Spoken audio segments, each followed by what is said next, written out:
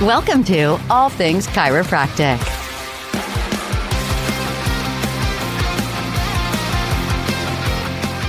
Welcome to a special episode of All Things Chiropractic. I'm Paul Andrews. Well, aren't all our episodes special? Yeah, super special, especially with you in them. There we go. So see, this is a special. Who are you? Dr. Mark Davini. There it is.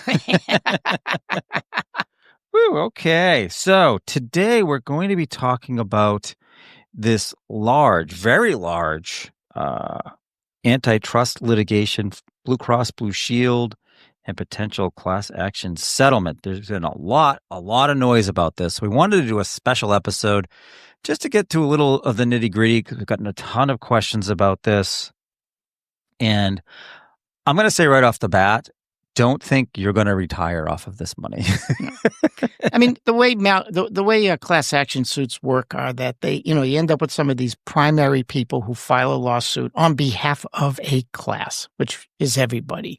And what happens with the lawsuits when they come up with these settlements are a certain percentage of the settlement obviously goes to the attorneys, and it's usually a pretty large percentage of the settlement goes to the attorneys, and then a greater percentage goes, not a greater than the attorneys, but a larger percentage goes to the primaries who the lawsuit is named under, and then the class gets a smaller percentage of that. So there's this sort of tiered payout of the monies, just so you'll understand. So when we talk about all these large numbers, remember there's a attorney at the top of the heap, there's the primaries underneath that, and then there's the class. While we're talking about the money, so let's just talk quickly about some numbers. So the potential settlement here is $2.8 billion. With a billion. Now, before you get too excited, chiropractors, physical therapists out there, professionals, of the $2.8 billion, I did the math on this. The attorneys their fee is going to be up to, which means probably the max, 25%. So they're going to see $700 million of the 2.8.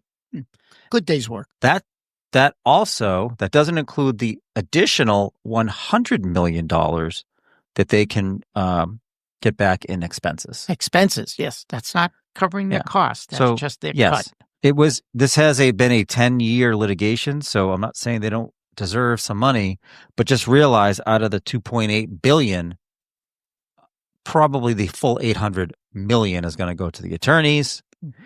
Oh, and by the way, of that settlement, whatever's left there, 92% of it is going to the hospitals that make claims. Right. 92%. What was it? 244 million will go to the actual providers. 224 million. 224. Or 8% will go to every single professional provider or group across the entire nation that makes a claim. Remember, this is not a chiropractic lawsuit. This is for everybody who renders services under the carrier. So we're talking about not a lot of money. I mean, who knows? Because they have to, we'll talk about how you make your claim through this class action settlement. But once they determine the amount of claimants, the amount of potential money, then they do the math and divide it by what's there for resources. And a lot of it's based on the services you rendered. So some will receive more, some will receive less. So, you have a large practice that carries that particular carrier for sure, Blue Cross Blue Shield carrier. Yours will be a bigger payout than someone else who has very little Blue Cross Blue. So it's not going to be an equal distribution is what we're saying. Right. So what is this all about? I'll give you just sort of, we'll go over the basics of this litigation. So a class action lawsuit was Blue Cross Blue Shield antitrust litigation. And it really goes down to the allegations of that Blue Cross violated antitrust laws by creating these service areas and these agreements between all the Blues across the country to not compete in these service areas. And so that created this artificial territory, so to speak. And what it did was it created this collusion, I'll use that word, between all the Blue Cross Blue Shields across the country to not be competitive with each other. And so that is really the crux of it. It also has to do with price fixing. as well. So if they're going to collude about territory, why not collude about what the reimbursement is too, right? And remember, this is a settlement, so nobody is necessarily admitting to anything. Right. And we don't know what the disclosures will be when the final paperwork comes in. So we're not saying that they are admitting to that Blue Cross Blue Shield is admitting to these things.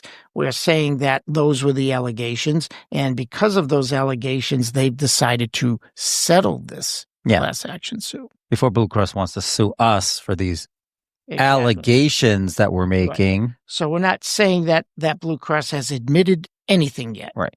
Except that they want to negotiate a settlement. And usually all these settlements come with this lack of admission, right? That's right. At the end of the day. Or this gag order type of thing or whatever. We don't know yet. That's down the road. So now you've got the allegations which stemmed with the potential settlement. The time period is pretty large. It's like 16 years. It goes from July 24th, 2008 to October 4th, 2024. And those are service dates. You've seen any patients from July 24th, 2008, all the way through to October 4th, 2024. You could be a member of this class and make a professional claim submission. Right. Now, exactly. The attorney firm for the plaintiff has done some webcasts on how to make these particular claims. You can, and we encourage you to go on to bcbsprovidersettlement.com where you can see more information about all this and register for one of the webcasts. Chiropractors, physical therapists, non-hospitals, non-skilled nursing, things like that. If you file a claim on a CMS 1500, let's put it that way, you're going to do a professional claim. So on the website, when you submit a claim, it's going to be a professional claim. Whether you're an individual provider or you are with a group of providers, if you're using a 1500 as opposed to a UB40, you're doing a professional. So no matter what other laws are in effect, you are not a facility under this circumstance. Right. You are a professional. Right. Don't get confused by facilities claims thinking, well, I'm a chiropractic facility because I have more than one chiropractor here. No. For the standard by which you will submit, just say, what claim form do I use when I submit? It's a 1500. I'm a professional claim. From there, and there is a guide on their website. It's very helpful that you can use from them on this. So if you're doing this as a group, then you would file as a group, and then within the claim form electronically you're filling out, you would then put in each provider in your group, and then they're using this points system. So when you're doing your claims, they're going to ask you how much in Blue Cross allowables do you think you had in that time period, that 16 years? 16 years. You know what I mean? I mean, like, what? Yeah. And therein lies the work. Yeah. So now you can ballpark this. They're not saying you can't. Right. And they use points system. So if it's less than $250,000 in that 16-year time span, or roughly 16 years, you get 1 point. If it's between $250,000 and $500,000 in allowables. Now, the allowables means what Blue Cross would have allowed, not what they paid, because we know that patient responsibilities, co-pays, co-insurance, deductibles get taken out, and not out what of you the charged. Yeah, and not your clinic fee, what the allowable would have been. Now you're saying to yourself, how am I going to possibly know this? Now, good question. A lot of people are asking that. My answer to you is you're probably not, unless you take a lot of time, probably more time than you have to file this claim. And ballparking is okay, because guess who does know this? Blue Cross and Blue Shield does know. So trust me, they'll be checking this. So if you're filing as an individual, just ballpark in that almost 16 years, how much do I think I have in allowables for Blue Cross in that entire time? Now, this is Blue Cross. Now, you have to exclude any federal plans. That's not part of this. The claims instructions in the webcast will go through this more specifically. We're not here to teach you every little detail about this today. We're just here to talk to you about it, because if you don't know, you're going to want to get on this bcbsprovidersettlement.com website, and you're going to want to make your claim. Now, beyond figuring out your allowables, on their end, they have what's called a harm coefficient for geographical areas. You don't have to figure this out. Good news for you. This is what they're going to do on their end. Once they get your claim, and they get the thousands of claims that come in, they're going to verify allowables, then look at this harm coefficient based on where you practice or practiced geographically, and they'll come up with a payment formula. Now, how you get paid is part of the claim submission. You can opt for a paper check. You can do an ACH. You can do Venmo. There are certain limits as far as how much money can be paid out on some of these platforms. So be aware of that. Look at the instructions first so that you know that, if I'm a big group, I've got, a couple of clinics, I've got, 5 doctors. That's been a long time. I might be due some money. So I don't want to restrict myself by picking a form of payment that's not going to be able to be enough. Now, one of the questions that I saw on there under the FAQs, which was a good one, is I retired. I'm no longer in business. My corporation's been closed. How does that affect anything? Their answer was a very lawyer answer. We can't really advise you, but we do recommend you make the claim because you still have a claim, I'm not going to tell you, but we're going to tell you. Yeah. So if you end up getting paid out to a tax ID that's closed, that's between you and your accountant as far as you want to handle that. But don't leave the money on the table. We still don't know how much it's going to be. But what we do know is that once you make this claim, which you have to make the claim by July 29th of this year, 2025, they're going to process for the rest of the year all of this data. And somewhere in the first quarter of 2026, they anticipate releasing the funds if the judge, of course, approves the whole thing. So would you, in everything that you've seen, would you advise people to be doing this? Do you think it's a good thing to put your name in? I think so. I'm sounds no to lawyer. me, You can opt out of this settlement if you want. There's instructions on doing that. But to me, you're not going in any adverse database that people might be afraid of. Oh, I'm putting my name in. I don't want to do anything. Yes. Not at all. As a matter of fact, this was a surprise to a lot of us. So whatever amount it is, it's sort of found money, Right. Whether Blue Cross changes their alleged behavior or not, based on this, we don't know. So it's worth it. Yeah. To at least get to this, go past this step.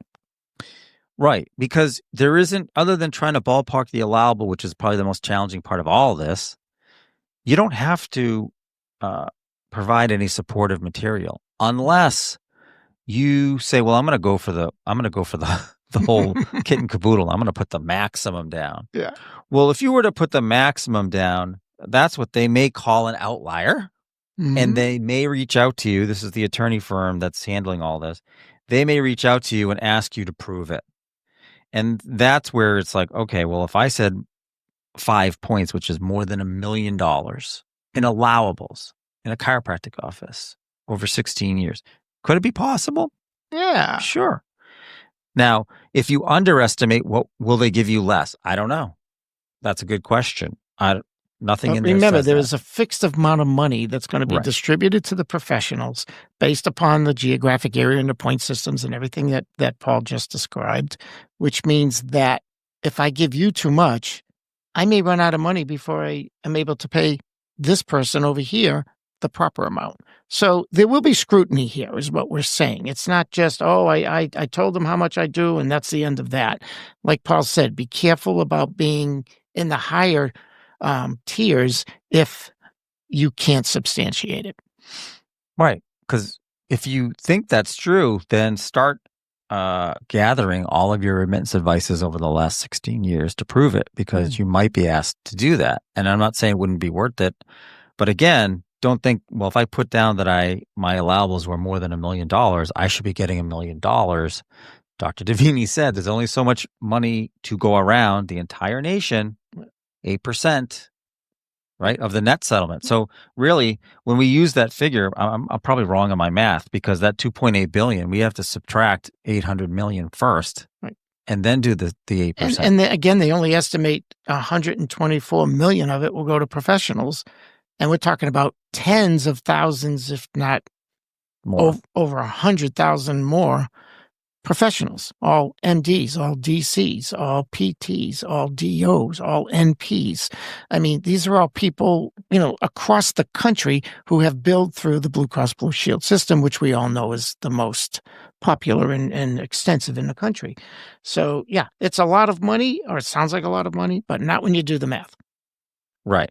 But don't leave your money on their table. Right. Then you just give it to someone else. Yeah.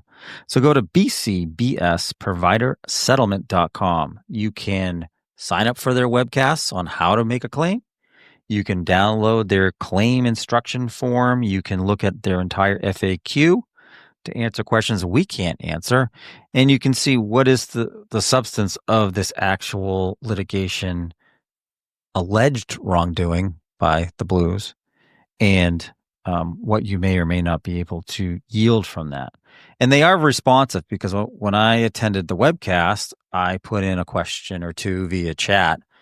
They didn't have time to answer it live, but they did send me an email after the fact with my answers. So it was really, they're interested in making sure that, the claims come in and the damages are shown to be real, right? Mm-hmm. By the amount of claimants that are there. Yeah.